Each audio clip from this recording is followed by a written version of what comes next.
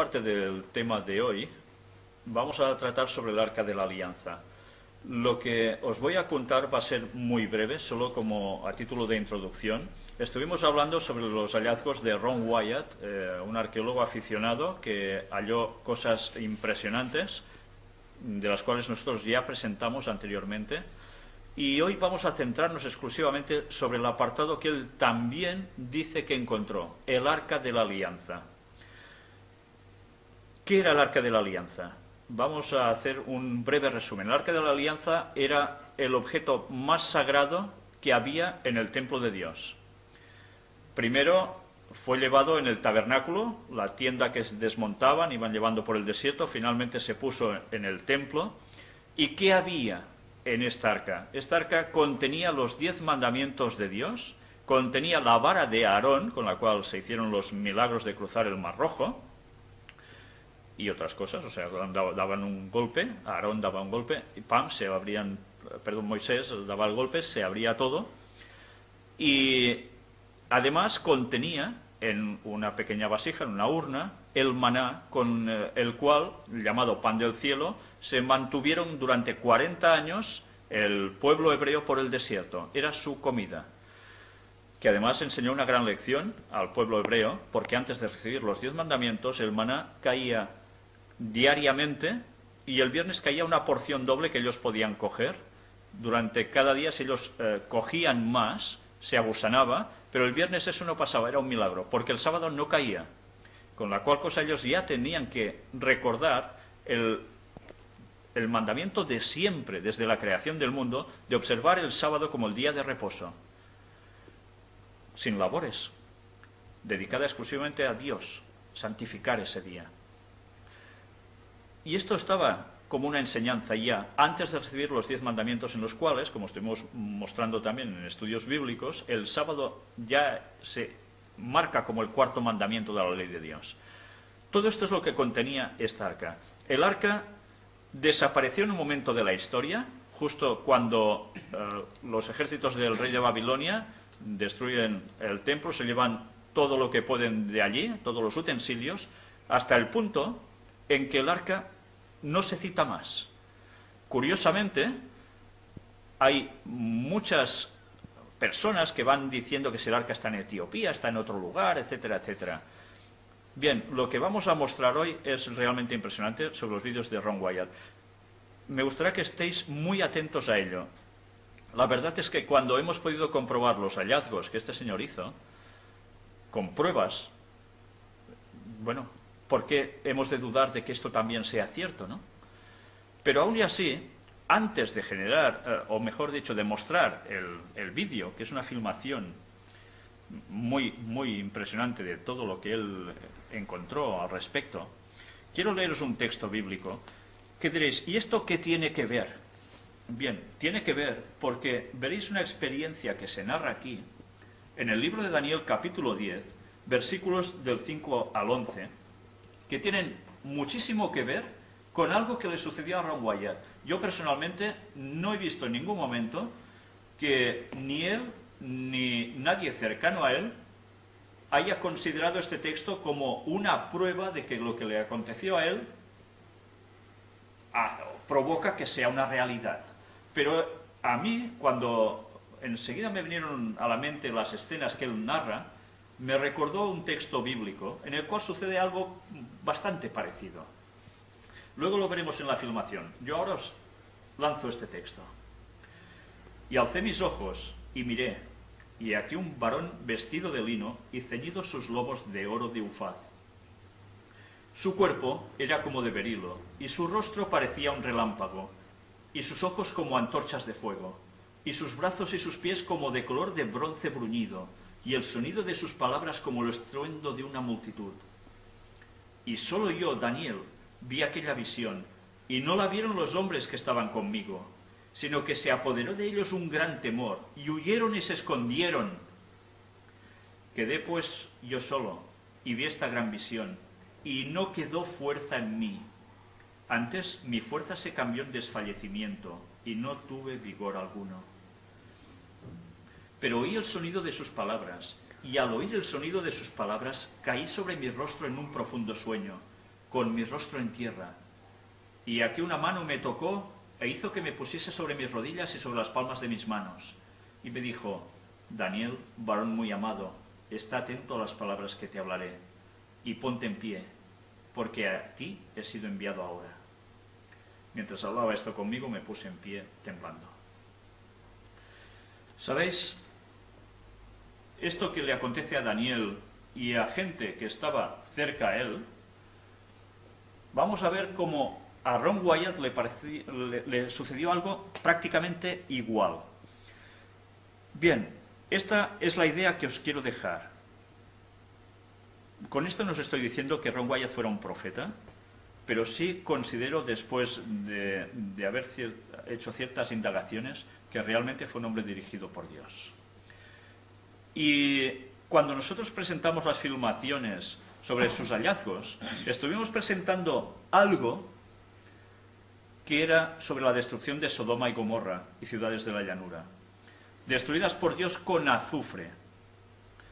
Mirad qué hemos conseguido, que es precisamente algo relacionado con esas ciudades, con la destrucción de esas ciudades.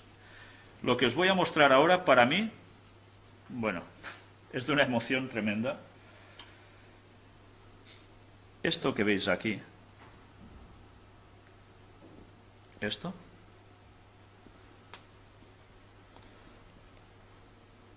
que está partido,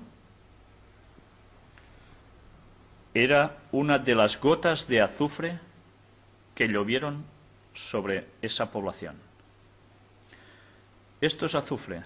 Mirad cómo me deja los dedos.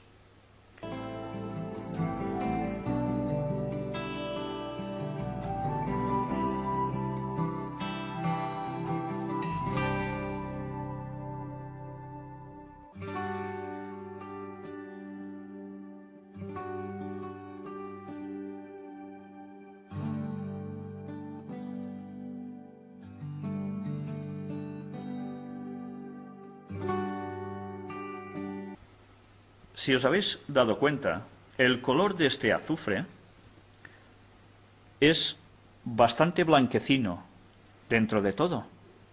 Tiene un pequeño tono amarillento, verdoso, pero muy suave. El azufre que nosotros tenemos aquí es un azufre de un color amarillo verdoso muy llamativo, pero que además tiene unas características distintas a este que tenéis aquí. ¿Sabéis? Cuando el azufre normal lo encendéis, hace una llamarada bastante impresionante. Este azufre, si se enciende, la llamarada es mucho más potente. Pero curiosamente, el análisis de este azufre muestra que tiene una composición pura del 95% aproximadamente. Mientras el azufre que nosotros podemos tener en la Tierra llega alrededor de los 30-35% de pureza por ciento. No llega a los 40. ¿De dónde procedió este azufre? Para que llegue a tener el 95%, solo se encuentra cristalizado en la Tierra, pero jamás así. Aquí tenéis algo que llovió del cielo y provino de Dios. Si vosotros pudieseis oler, en las imágenes lo tendréis muy difícil, pero os digo que el olor de este azufre es más intenso que el que nosotros tenemos habitualmente. Bien, pues esta era una de las pequeñas sorpresas que quería daros. ¿Ya veis cómo me quedan los dedos con todo esto? Queda como un yeso. Es distinto del tacto del azufre que nosotros tenemos aquí. Sencillamente quería mostraros una de las pruebas de lo que este señor encontró. No son bromas. Y ahora ya vamos a dar paso definitivamente a un vídeo en el cual él habla del asunto del Arca de la Alianza. Posteriormente iremos pasando otros, hay más hechos al respecto. Este creo que a modo de introducción era muy bueno porque cuenta bastantes cosas. Y tenemos una sorpresa especial para vosotros que aún no hemos podido terminar de preparar. Ya está hecha, pero le faltan unos detalles. Y eso lo mostraremos en su momento cuando pueda ser. porque vale la pena que veáis, porque yo he tenido el convencimiento pleno de que este hombre no mentía para nada. Vamos pues ya a entrar el vídeo. El arca de la alianza. Antigua ciudad de Jerusalén.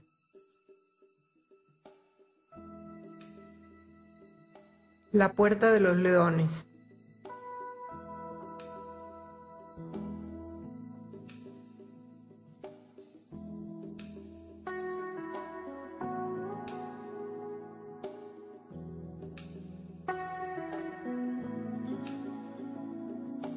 La cueva de Sedequías o canteras de Salomón. Torre de David, período del Segundo Templo. El domo de la roca o mezquita de Omar.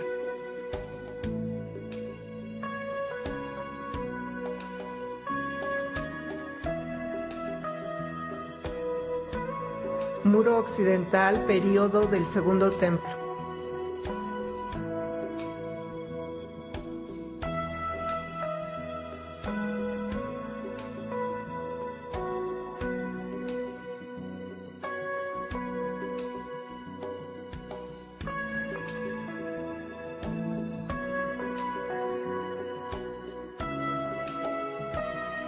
Jardín de Getsemaní.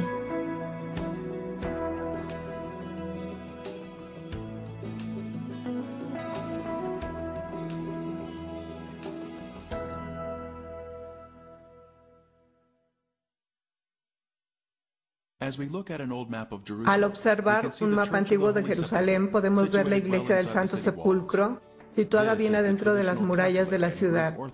Este es el sitio tradicional católico ortodoxo griego de la crucifixión y entierro de Jesús. El sitio para la iglesia fue elegido en el siglo IV por el emperador romano Constantino, autoproclamado psíquico por Helena, su madre, quien se sintió atraído por el lugar debido a que el templo de Venus estuvo ahí.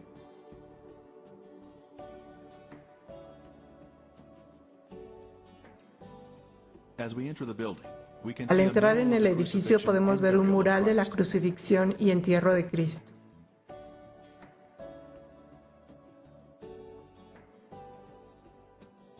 Al entrar en la rotonda podemos mirar hacia arriba para ver la cúpula con los rayos del sol en el techo.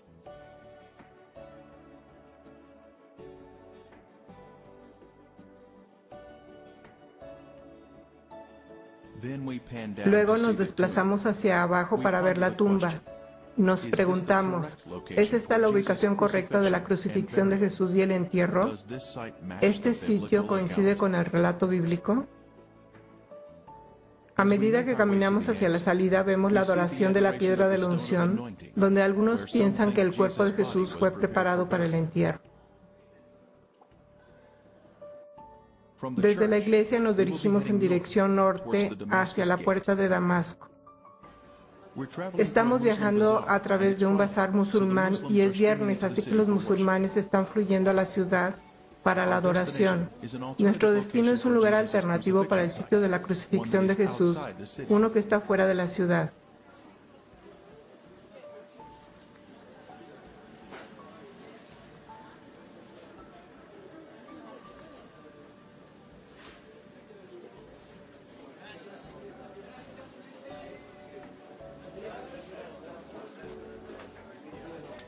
Juan capítulo 19-20 dice, porque el lugar donde Jesús fue crucificado estaba cerca de la ciudad. Esto nos dice que Él fue ejecutado fuera de las murallas de la ciudad. Nos acercamos a la puerta de Damasco en el lado norte de la ciudad. Es la más bella de las 11 puertas de Jerusalén. Estos muros se construyeron en el siglo XVI por el turco otomano Süleyman I. Este mapa indica que las paredes actuales siguen la línea de las antiguas murallas de la época de Jesús. Continuando nuestro camino por la puerta grande, seguimos encontrando adoradores entrando en la ciudad.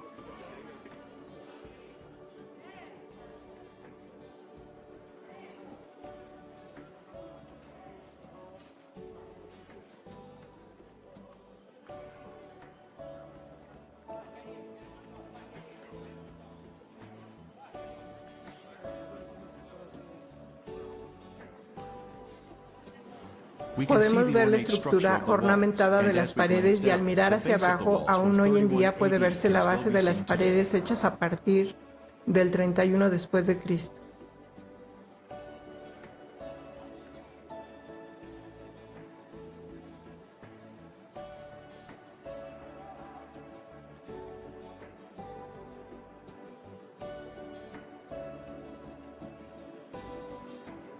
Desde allí nos dirigiremos al noreste a una corta distancia a la zona identificada como Gruta de Jeremías.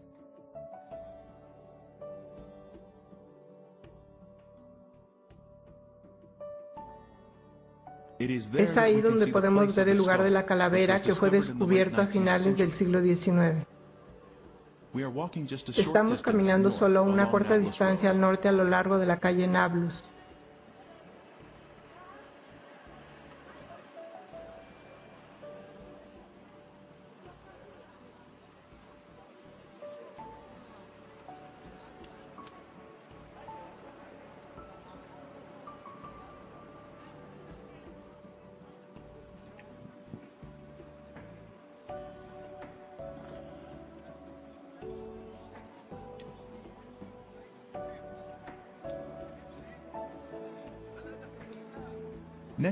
A continuación, vamos al este sobre Conrad Schick y nos dirigimos al territorio de la tumba del jardín.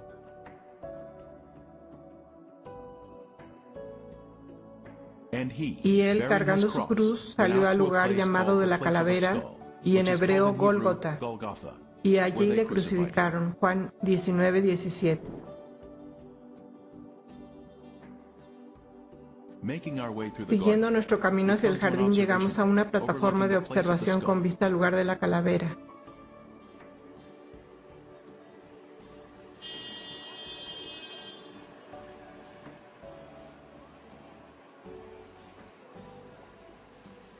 Podemos ver las dos cuencas de los ojos y la nariz.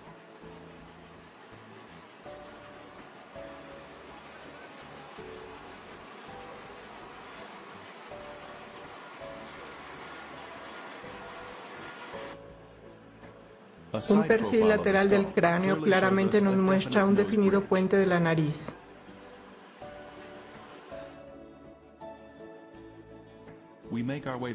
Regresamos a la zona del jardín. Y en el lugar donde había sido crucificado había un huerto, y en el huerto un sepulcro nuevo, en el cual aún no había sido puesto ninguno. Juan 19:41. Hay evidencia de que esta área había sido un jardín en la época de Jesús. Aquí vemos este lagar antiguo, que es el tercero más grande en la zona de Jerusalén. Sin lugar a dudas, debe haber estado un viñedo en esta área. Otro elemento que indica que esta área era un jardín en los tiempos bíblicos es esta antigua cisterna de la época precristiana, capaz de contener 250,000 galones de agua. La profundidad de la cisterna es de 31 pies, su ancho de 29 pies y su longitud de 65 pies.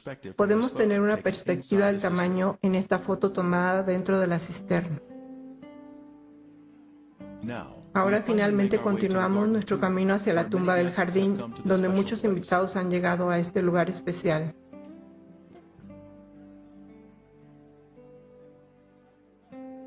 La tumba fue descubierta en 1867, después fue hecha una extensa investigación en 1883 por el general Charles Gordon, que la asoció con el lugar de la calavera y el área de la crucifixión de Jesús. Se nos dice en la Biblia que José de Arimatea era un hombre rico y por lo tanto podemos esperar que la tumba que había construido sería muy extravagante y grande. Hay varias cruces antiguas asociadas con la tumba. La cruz más grande está a la derecha de la tumba y fue cortada de la escarpa. A la izquierda de la entrada de la tumba hay una sencilla cruz de anclaje.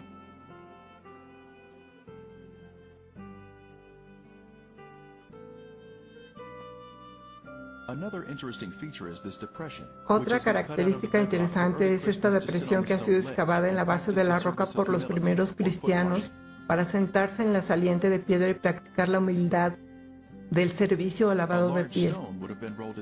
Una piedra grande habría sido rodada en este rastro y habría tapado la entrada de la tumba. y lo puso en un sepulcro que estaba cavado en una peña, e hizo rodar una piedra a la entrada del sepulcro. Entonces ellos fueron y aseguraron el sepulcro sellando la piedra. A la izquierda de la entrada de la tumba está el final de un eje de hierro roto que fue introducido en la escarpa por guardias romanos para evitar que la piedra fuera rodada hacia atrás y abrir la tumba. En la mañana de resurrección, un poderoso ángel celestial fácilmente rompió esta barra de hierro y removió la piedra de nuevo, abriendo la tumba. Pero cuando miraron, vieron removida la piedra, que era muy grande. Marcos 16:4. Midiendo la distancia entre la barra de hierro y el saliente de piedra a la derecha, la distancia es de 13 pies. Este sería el tamaño de la extremadamente grande rueda de piedra. Al entrar en la tumba, la primera cámara a la izquierda es el lugar de los lamentos.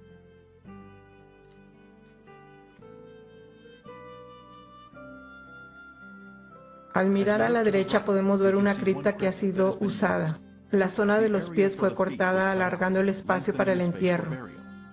Aquí es donde el Hijo de Dios descansó después de haber vivido una vida desinteresada y sin pecado para nosotros. A la derecha hay una cripta sin usar. Entonces miramos de nuevo sobre la cripta usada, donde los ángeles se sentaron en los extremos después de que Cristo había resucitado.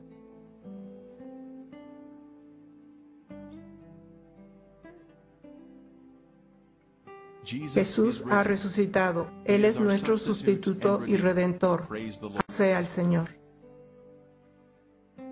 Y en el lugar donde había sido crucificado había un huerto, y en el huerto un sepulcro nuevo, en el cual aún no había sido puesto ninguno. Juan 19:41. Así que esto es lo que tenemos. El Gólgota, el lugar de la calavera a nuestra derecha, y la tumba del jardín a la izquierda. Y en medio tenemos el lugar de la crucifixión de Cristo.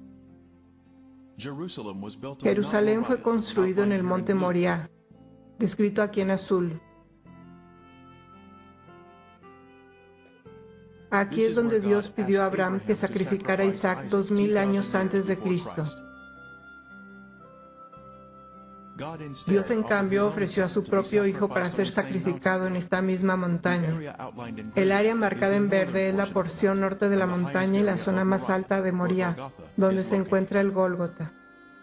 Esta área es de especial interés. La escarpa de piedra caliza que se muestra aquí tiene en la piedra los cortes romanos que se acostumbraban durante las crucifixiones. A la izquierda hay una ranura horizontal que, según la norma del ejército romano, habría sido exhibida. El gran recorte es donde habría sido colocado el letrero Jesús de Nazaret, Rey de los Judíos. Tiene la parte superior en arco y una plataforma plana. Nuestro equipo de Art Discovery International halló recortes similares en Israel, en Cesarea de Filipo. Tenían la parte superior curva y una plataforma plana donde los letreros o objetos fueron colocados. Y la tierra tembló y las rocas se partieron. Mateo 27:51. Una fisura grande o grieta en el acantilado se inicia en la parte superior de la escarpa y luego se extiende por la cara de la roca. Hoy en día la fisura se ha rellenado. Conecta con los recortes donde los letreros fueron colocados.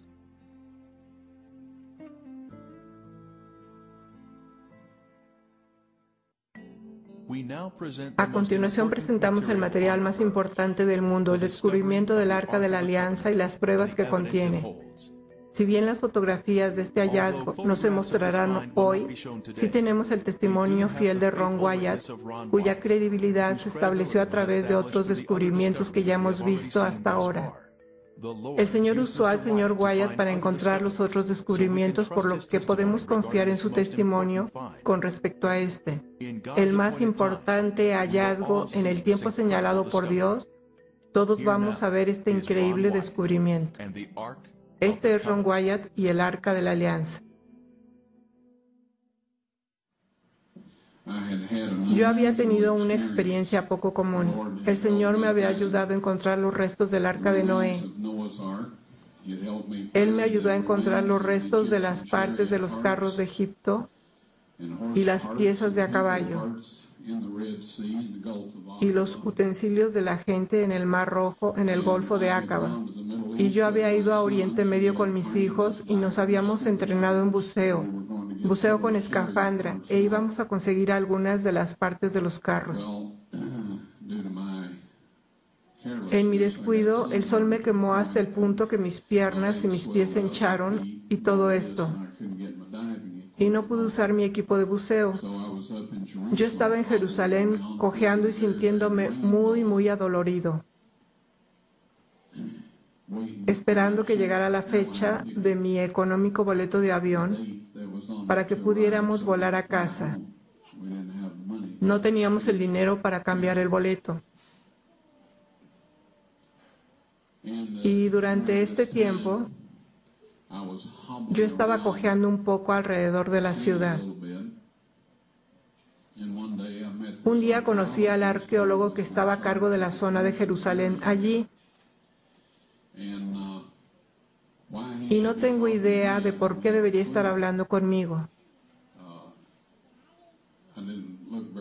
Yo no lucía muy presentable y nos estábamos quedando a dormir vestidos en un albergue juvenil.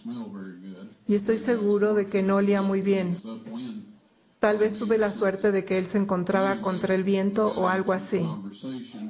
Nos enfrascamos en una conversación y le conté lo del Arca de Noé y le expliqué cómo se construyeron las pirámides, y eso pareció llamar su atención.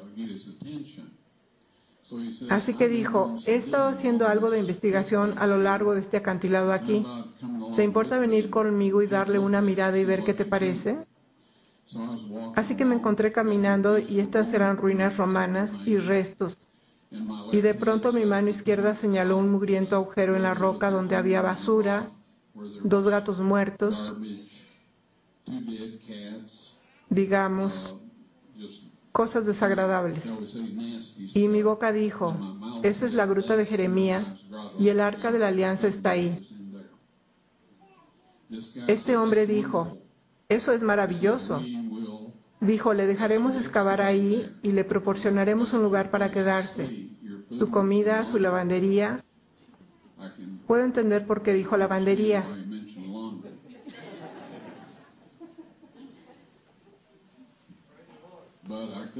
Pero yo no podía entender a una persona judía siendo tan generosa. Eso no es su naturaleza.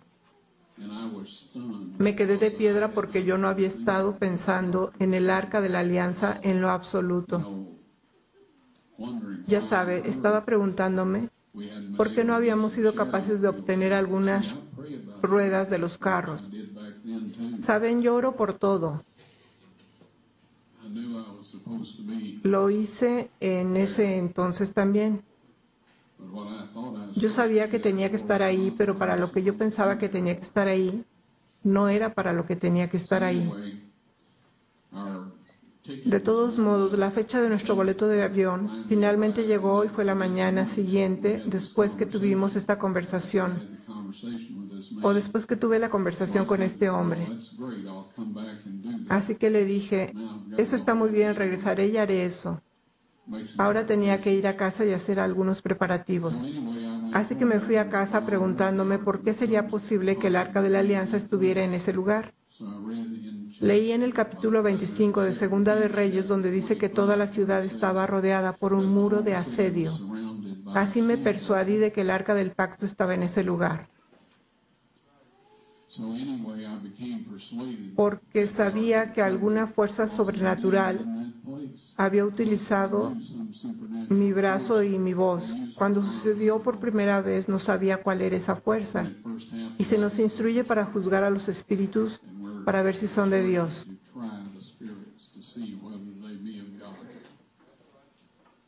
No podemos jactarnos de nosotros mismos y decir cualquier cosa que venga de nuestra boca, porque yo oro que todo lo que hable sea de Dios.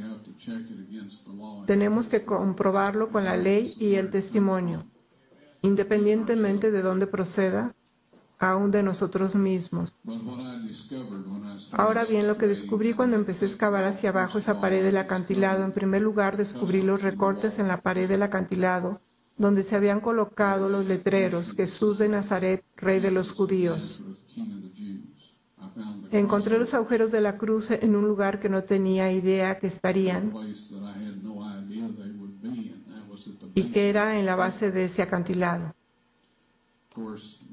Por supuesto, ahora que los encontramos, nos dimos cuenta que ahí estaba el camino público de los que iban y venían por ahí, el lugar ideal para una crucifixión. Tenía que ser, de lo contrario, los romanos probablemente no lo habrían elegido. Ron Wyatt trabajó durante muchos años en la excavación del Arca del Pacto. Llevó a cabo su trabajo bajo un permiso expedido por la Autoridad de Antigüedades de Israel, pero el permiso no se hizo público debido a la naturaleza y la sensibilidad de la obra. Algunos críticos han dicho que ni siquiera trabajó en los terrenos de la zona de la tumba del jardín, pero como usted puede ver aquí, su presencia estaba bien establecida. A veces habría mucha gente ayudando con la excavación sobre el suelo y por debajo. Reconocemos que el libro de los Macabeos en los Apócrifos no es un libro inspirado, pero puede tener alguna información histórica que podemos recoger. Aquí dice, ahí Jeremías encontró una caverna, metió en ella el arca, el toldo que la cubría y el altar del incienso, y luego tapó la entrada con piedras. Este lugar quedará secreto hasta que Dios tenga compasión de su pueblo disperso y lo reúna. Entonces el Señor mostrará de nuevo estos objetos. Segunda de Macabeos 2, del 5 al 8.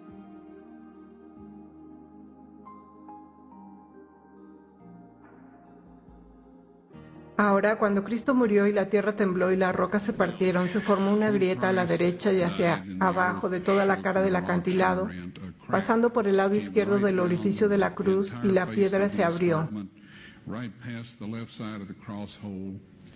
Allá abajo, por debajo de 20 pies, Dios había dispuesto que el Arca de la Alianza, con su asiento de la misericordia, imagínese, su trono terrenal, fuera colocado justo abajo, 600 años antes, en el 586 a.C., cuando el ejército de Babilonia destruyó la ciudad. Cuando el centurión metió la lanza en el vaso de Cristo y probablemente en el ventrículo izquierdo para asegurarse de que estaba muerto antes de darle el cuerpo a José de Arimatea, al retirar la lanza, las células separadas de color rojo sangre y el suero de la sangre del Hijo de Dios se derramaron, cayeron a través de esa grieta sobre el asiento de la misericordia. Y eso ratificó el antiguo y el nuevo pacto. Avancé en esta cámara que estaba impecable. El mobiliario fue establecido en perfecto orden. El Arca de la Alianza había sido colocada contra la pared, al final de la cueva. El final de la cueva era un hermoso cristal irradiando los colores del arco iris. Sé de la nueva era y de todos los que usan el arco iris. También lo hacen los homosexuales y otros. Pero Dios lo usó por primera vez. Está alrededor de su trono y está alrededor de su trono terrenal. No hay velo en esta configuración, por lo tanto, es terrenal. Es el templo de Dios en la tierra o de su residencia donde una vez habitó. Cuando la encontré, había allí 4 jóvenes de pie y empecé a decir, ¿qué están haciendo aquí? Me quedé helado. No me podía mover, no podía respirar, no podía hacer nada. Uno de ellos dijo, somos los 4 ángeles que han estado cuidando el arca desde que Moisés puso las tablas de piedra en ella. Y me indicaron que preparara mi videocámara con el tripié y la dirigiera hacia el arca de la alianza. Y se acercaron y levantaron el propiciatorio. No sé qué tan pesado sea. Nunca he tratado de levantarlo, pero es de oro macizo. Y el ángel dijo, saca las tablas de piedra de allí. Dios quiere que todos puedan verlas. Yo las saqué. Pusieron el asiento de la misericordia de nuevo sobre el arca de la alianza. Yo retrocedí un poco y el ángel vino y tomó las tablas de piedra y las puso en una saliente de roca dentro de la cámara. Y luego me dio instrucciones para tomar una muestra de sangre del asiento de la misericordia y hacerla analizar, y yo hice todo lo que el ángel me dijo que hiciera. Siendo breve, la sangre seca es sangre muerta.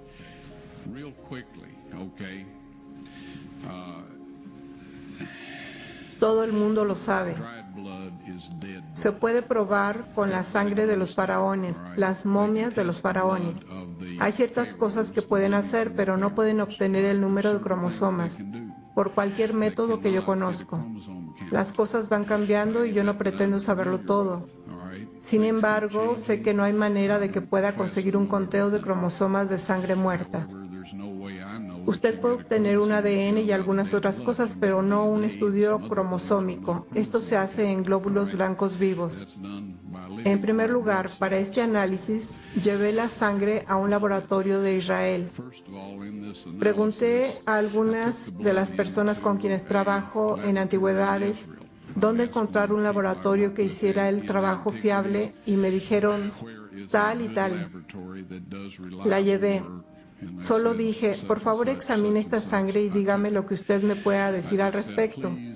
Dijeron, vamos a reconstituirla, vamos a ponerla en solución salina normal y la mantendremos a la temperatura corporal durante 72 horas con agitación suave.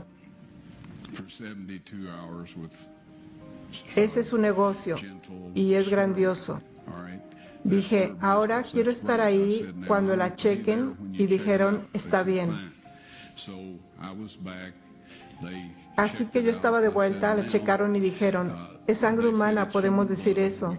Hicieron cualquier prueba que necesitaran hacer y entonces dije, tomen algunas de las células blancas de la sangre y pónganlas en un medio de cultivo y manténganlas a la temperatura corporal por 48 horas. Y ellos dijeron, eso no servirá de nada porque es sangre muerta. Les dije, ¿podrían hacer eso por mí? Y ellos dijeron, está bien, vamos a hacerlo. Así que dije, quiero estar aquí cuando vayan a examinarla. Así que regresé, ellos la sacaron, la examinaron con un microscopio y el técnico llamó al otro de por allá, después llamaron al jefe de allí y estaban hablando en hebreo a 1000 por minuto. Por un momento me miraron y dijeron, señor Wyatt, esta sangre humana solo tiene 24 cromosomas. Todas las personas tienen 46, o sea, 23 de su madre y 23 de su padre. 22 autosomas de su madre y 22 autosomas de su padre. Usted recibe una X de su madre y puede recibir una X o una Y de su padre. Esta sangre tenía 23 cromosomas del lado de la madre y solo un cromosoma Y. Vea usted, el niño no podría haberse desarrollado si no tiene los autosomas de la madre. Todas sus características físicas se determinaron por parte de la familia de la madre, de sus autosomas. Su masculinidad se determinó por esta única Y que vino de otra fuente, no de un varón humano. Luego dijeron, esta sangre está viva. Y luego dijeron, ¿de quién es esta sangre?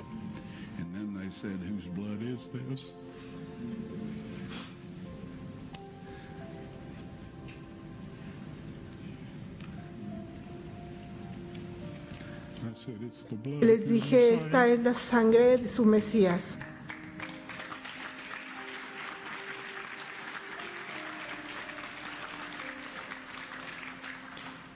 Y les aseguro que la vida de aquellos hombres ha cambiado.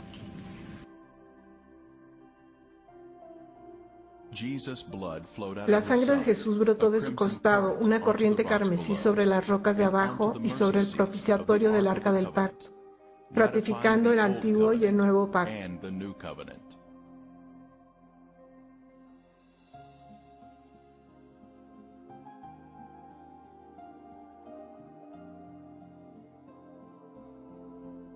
El Nuevo Testamento menciona la sangre oculta en la tierra.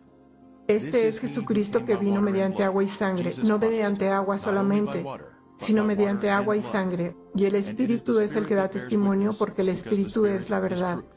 Porque tres son los que dan testimonio en el cielo, el Padre, el Verbo y el Espíritu Santo. Y estos tres son uno. Y tres son los que dan testimonio en la tierra, el Espíritu, el agua y la sangre. Y estos tres concuerdan. Si recibimos el testimonio de los hombres, mayor es el testimonio de Dios, porque este es el testimonio con que Dios ha testificado acerca de su Hijo. Primera de Juan 5, 6 al 9.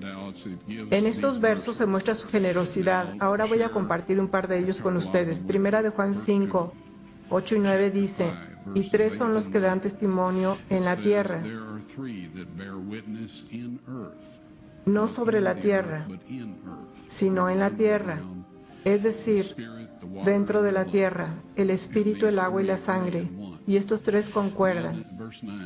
Luego en el versículo 9 dice: si recibimos el testimonio de los hombres, mayor es el testimonio de Dios. Y aquí está hablando de la sangre y el agua presentada a nuestros corazones y mentes a través del poder del Espíritu Santo. Este es el testimonio del Padre y el testimonio de su Hijo. En un juicio en la corte, un testigo da un testimonio y el testimonio se convierte en evidencia o prueba. Así que lo que esto dice en nuestro lenguaje de hoy es que la sangre y el agua sobre el propiciatorio del arca del pacto, el trono terrenal del Dios vivo, es la prueba del Padre a los habitantes de este mundo, que su Hijo indudablemente ha muerto por nosotros y que hemos sido redimidos, y que nosotros podemos venir a Él en el nombre y la sangre de su Hijo, recibir el perdón y la restauración. Y para el día que, según consta en el capítulo 22, versículo 14 del libro de Apocalipsis, que dice: bienaventurados los que lavan sus ropas para tener derecho al árbol de la vida y para entrar por las puertas en la ciudad. El pago, queridos amigos, se ha hecho, y en el tiempo señalado por Dios, ustedes serán capaces de ver la prueba por sí mismos. Creo que el Arca de la Alianza va a quedarse donde está toda la eternidad. Es la prueba de Dios, Padre, a los habitantes de esta tierra de que su Hijo murió por nosotros. Hay algunas cosas que van a suceder en el futuro que involucrará a 144,000 para llegar a ver eso. Esto no está de acuerdo con un montón de historias de la gente sobre el milenio y todo.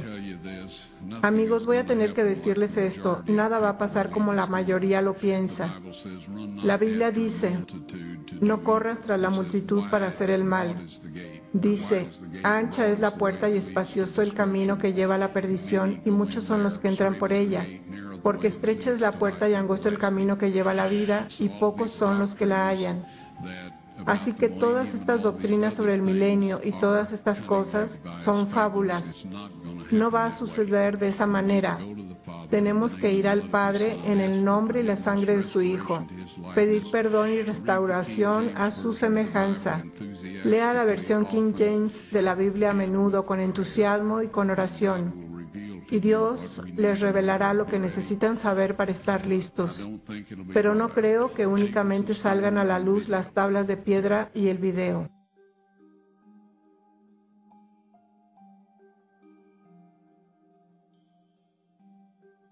En el Antiguo Testamento se menciona una unción especial sobre el Arca de la Alianza.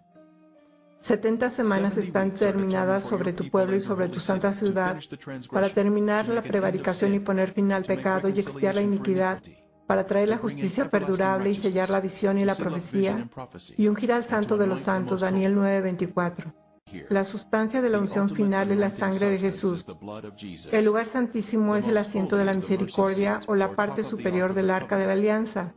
El lugar santísimo del tabernáculo fue llamado así porque el Santísimo moraba en dicho lugar. La sangre de Jesús ungió el lugar santísimo, justo como se predijo en esta profecía. Él nos amó y envió a su Hijo en propiciación por nuestros pecados. Primera de Juan 4:10. La antigua palabra propiciación en inglés significa asiento de la misericordia. Jesús es esa propiciación. Por su sangre sobre el propiciatorio, hoy tenemos misericordia y perdón de pecados. Su vida sin pecado está representada por esa sangre sin pecado. Tenemos misericordia y perdón si violamos la ley y luego nos arrepentimos. Tomará luego de la sangre del becerro y la rociará con su dedo hacia el propiciatorio al lado oriental.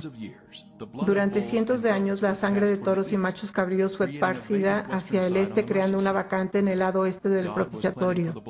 Dios estaba planeando que la sangre de su Hijo fuera derramada en el lado vacante al oeste del asiento de la misericordia. Oh Dios, santo es tu camino. Salmo 77:13. Nuestra salvación iba a venir a través de la sangre de Jesús siendo derramada sobre el propiciatorio del arca. Este era el plan de Dios desde el principio, que la sangre de Cristo ungiera el propiciatorio del arca con los 10 mandamientos debajo, cumpliendo así el nuevo pacto y concediendo misericordia a la humanidad. Porque hay un solo Dios y un solo mediador entre Dios y los hombres, Jesucristo hombre, el cual se dio a sí mismo en rescate por todos, de lo cual se dio testimonio a su debido tiempo. Primera de Timoteo 2, del 5 al 6.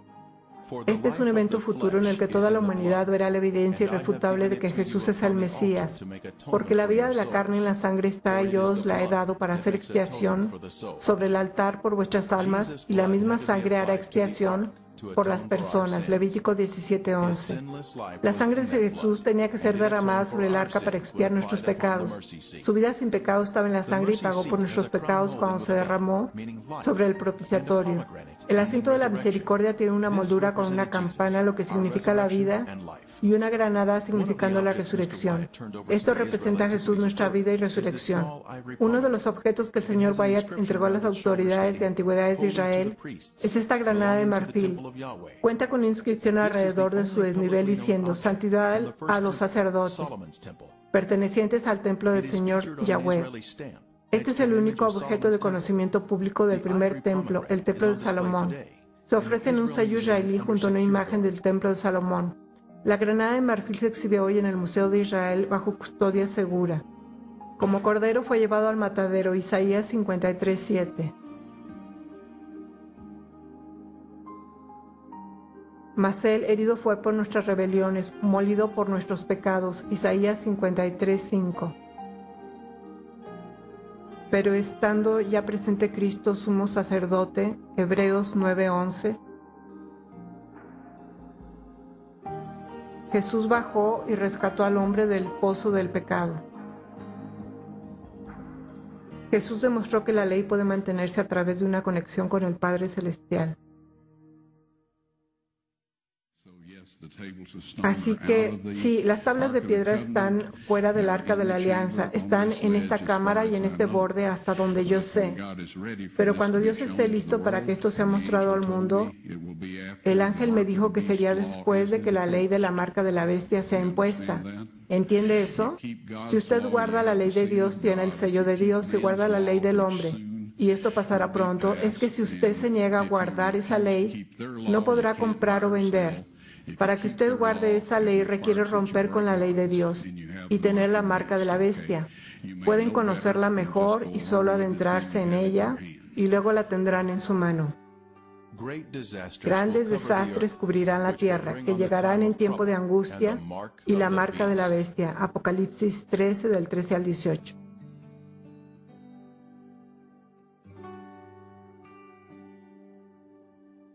Hay una gran controversia en la actualidad. Las fuerzas de la oscuridad se rebelan contra las fuerzas de la luz en una gran batalla por nuestras almas. En un futuro próximo, esto culminará en el enfrentamiento de la marca. Aquí tenemos dos grupos identificados en dos textos durante esta legislación de la marca de la bestia. Este es el primer grupo, los perdidos. No tienen reposo de día ni de noche los que adoran a la bestia y a su imagen, ni nadie que reciba la marca de su nombre. Estas personas han recibido la marca de la bestia. El siguiente grupo son los salvados. Aquí está la paciencia de los santos, los que guardan los mandamientos de Dios y la fe de Jesús. Los salvados están obedeciendo los 10 mandamientos durante la legislación de la marca de la bestia. A través de la fe de Jesús, se ha negado a seguir la ley de la bestia y su gobierno, que va en contra de los 10 mandamientos. Ellos han permitido que el Espíritu Santo sea a cargo de sus vidas para que puedan convertirse en los vencedores y obedientes a la ley de Dios.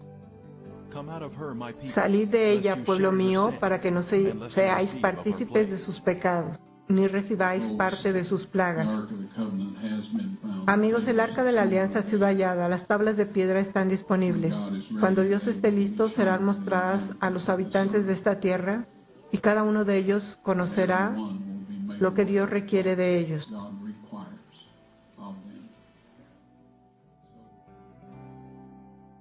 En un futuro próximo, cuando la ley de la marca de la bestia se haga cumplir, obligando a los hombres a violar uno de los 10 mandamientos, o de lo contrario perder su derecho a comprar y vender, los resultados de la prueba mostrando el número único de cromosomas se mostrará al mundo junto con el video del arca y los 10 mandamientos.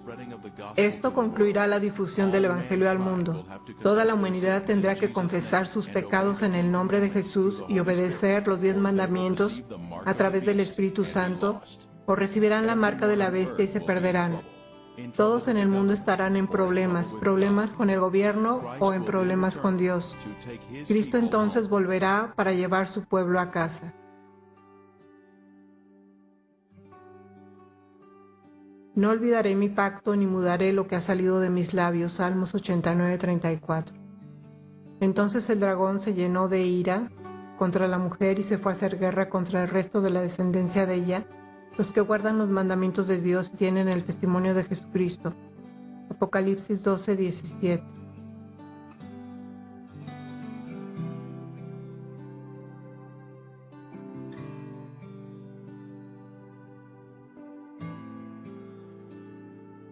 Si me amáis, guardad mis mandamientos. Juan 14:15.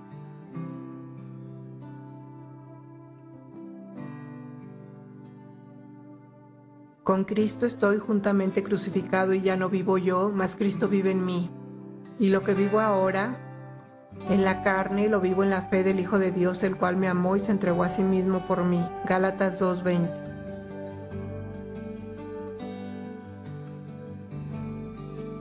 Orad pues que vuestra huida no sea en invierno ni en día de reposo, porque habrá entonces gran tribulación, cual no la ha habido desde el principio del mundo hasta ahora, ni la habrá.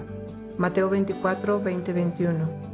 Porque como el relámpago que sale del oriente y se muestra hasta el occidente, así será también la venida del Hijo del Hombre. Mateo 24:27.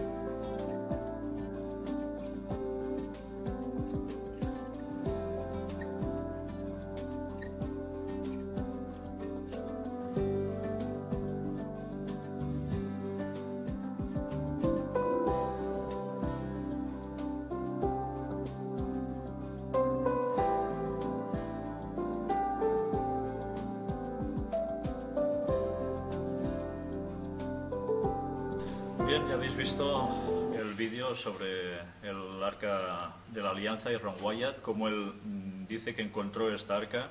En el vídeo hemos visto primero dónde estaba ubicado. Es impresionante el lugar.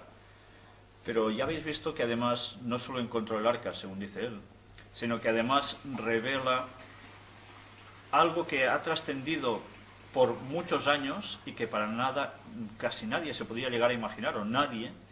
Y es que cuando hubo la crucifixión de Cristo, cuando hubo ese gran temblor de tierra que partió las rocas, él, que encuentra el lugar de las cruces donde fueron puestas, una brecha había partido la roca desde los pies de la cruz, una piedra caliza, explica él, en la cual cuando el soldado le clava la lanza en el costado a Jesús, fluye el agua y la sangre que le queda, le desciende por el cuerpo, y gracias a que estaba mezclada la sangre con el agua, va filtrando, no sé si son 5 o 6 metros hacia abajo, donde curiosamente, la casualidad de la vida, imaginaos qué casualidad, el arca estaba escondida en la cueva, justo en ese monte Calvario, donde Cristo fue crucificado. 600 años antes, los sacerdotes piadosos lo habían puesto allí.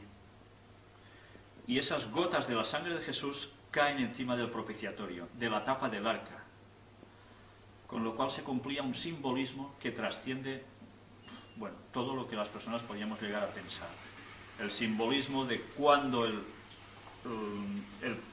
procedimiento que se utilizaba en el Antiguo Testamento del sacrificio de los animales, como una vez del año entraba el sumo sacerdote a tirar esas gotas de sangre sobre el arca del propiciatorio, y cómo después de tantos años literalmente Cristo cumplía con esa simbología.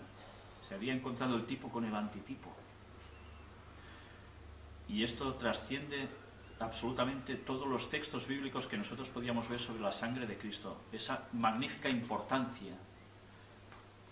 Bien, yo no sé si esto a vosotros os ha dejado sorprendido. Yo cuando hace años me enteré de todo esto, tenía al principio mis reservas. La verdad es que en un principio soy bastante incrédulo ante las cosas y me gusta investigar a ver si las cosas realmente son así.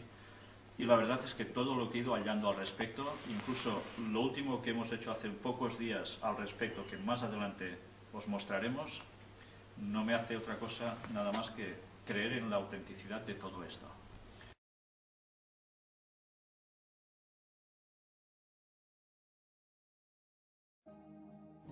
Ungir al Santo de los Santos es la clave aquí. Lavado